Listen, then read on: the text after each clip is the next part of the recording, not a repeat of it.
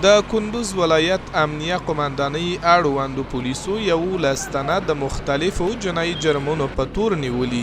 خبرپاڼه کې ذکر شوی چې دغه کسان د 2مې، 3مې، 4مې او 5مې امنیتي حوزو د ویښ ځواکونو له لوري د غلا، قمار، اخلاقي فساد په تور بالفعل نیول شوي دي. سرچینه وایي دا مهال تورن کسان د پولیسو تر څېړنو لاندې دي چې وروسته به اړوندو عدلي او قضایي ارګانونو ته وپېژندل شي.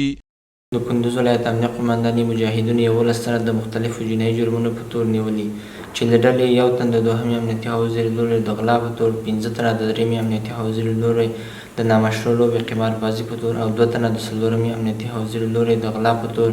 2 تنه د 5مې امنیتي حوزې له لوري د اخلاقي فساد په تور او 1 تن د 4مې امنیتي حوزې له لوري د غلا په تور نیول شوي مظنون به د لومړنیو څېړنو تر بشپړېدو وروسته اړوند عدلي او قضایي ارګان ته وسپارل شي. د کندوز پولیسو رسنیز دفتر داسې مهال د 11 تورنو کسانو د نیول کېدو خبر خپروي چې د دې وړاندې هم ملي تلویزیون د بیلابیلو جرمونو په تور د مجرمینو د نیول کېدو خبرونه خپاره کړي وو.